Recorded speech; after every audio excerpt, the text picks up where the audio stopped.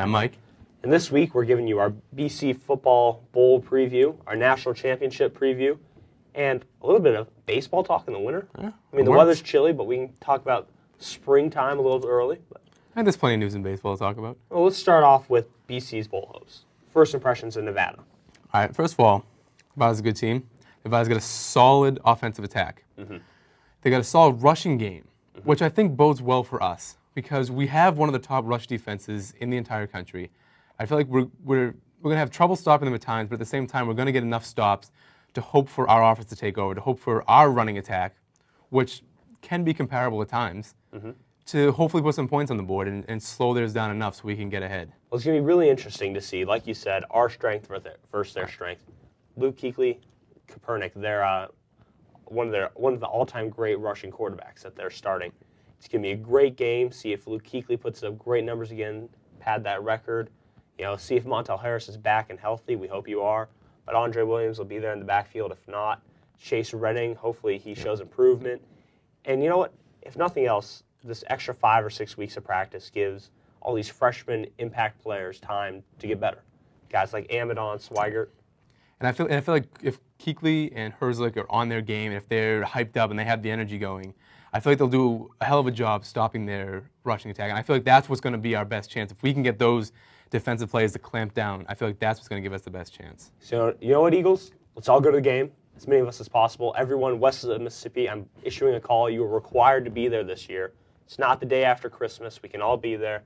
I mean, I know most of BC is from Jersey or Long Island, but let's get everyone west of the Mississippi there. Let's do our best. Maybe next year we'll be in a bowl a little closer to BC. Who knows? Or, well, hopefully next year we're in the Orange Bowl. Yeah, we don't get many bowls close to us. But, you know, speaking of BCS bowls, let's talk about the National Championship. So, Oregon, Auburn, who do you like? This game, I'm probably going to have to go with Oregon, even though Cam Newton is one of the most electrifying players in college football, if not the most. I feel like this game is going to come down to two high-powered offenses, two offenses that are going to get plenty of scores. And I don't know. I think this game also depends upon the defense. Who's going to get those few stops in this game that's going to be able to shut down the other offense? Yeah, I'm really interested to see this game. Nick Fairley, the pass rushing specialist for Auburn, he had a great year against the SEC quarterbacks. They're kind of nervous about him. Whereas the Oregon defense, no one scores on them in the fourth quarter. This is going to be a very interesting game to see, if Cam Newton can lead the Auburn Tigers, War Eagle, whatever, against the Oregon Ducks and their quick-paced New Hampshire attack. I'm very excited to see this game. Yeah, I mean, if Cam Newton can rush and pass the way he has been all year, if he can get the rushing and the passing touchdowns, then maybe my idea would shift. Maybe Auburn does have this game. But I just think Oregon's offense is almost too high-powered to now, setting our official Heisman ballot the other day, and, we put Cam Newton up there. So it'll be real interesting to see if he wins and if he won. So it'll be interesting to see how he does in the national championship, if he continues Mark Ingram's pattern of, Heisman Trophy winners doing well, or if Michael James wins it. It'll be real interesting to see. But it's cold outside. Let's think of something warm. Let's think of something pleasant. For you, your Boston Red Sox just got big new slugger. Tell us about Adrian Gonzalez. Well, great news getting Adrian Gonzalez. First baseman.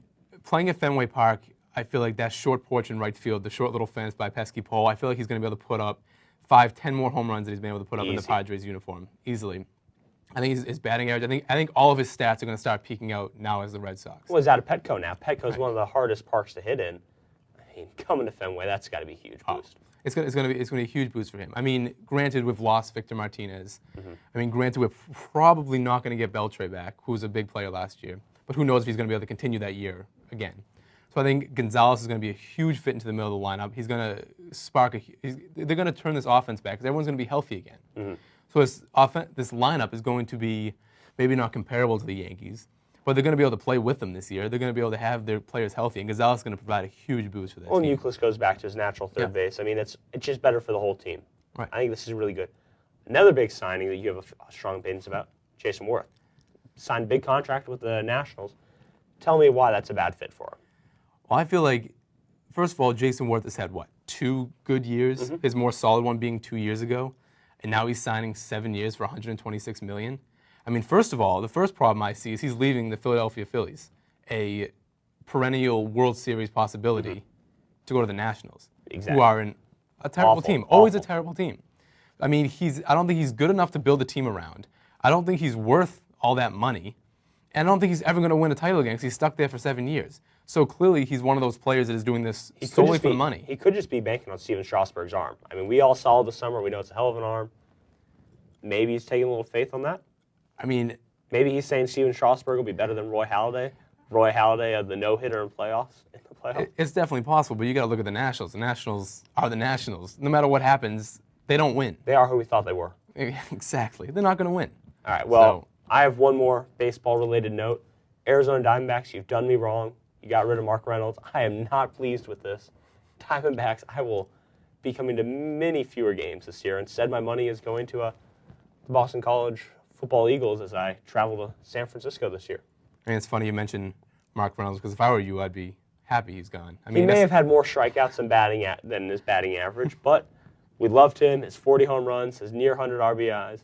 He has 40 home runs that accounted for his 40 hits. Mark Reynolds, I'm going to miss your hat trick, the home run, the strikeout, the air. Orioles fans, enjoy. Yeah, well. But that wraps it up for this week's Now You Know Sports, so let's go ahead and send it back to the desk.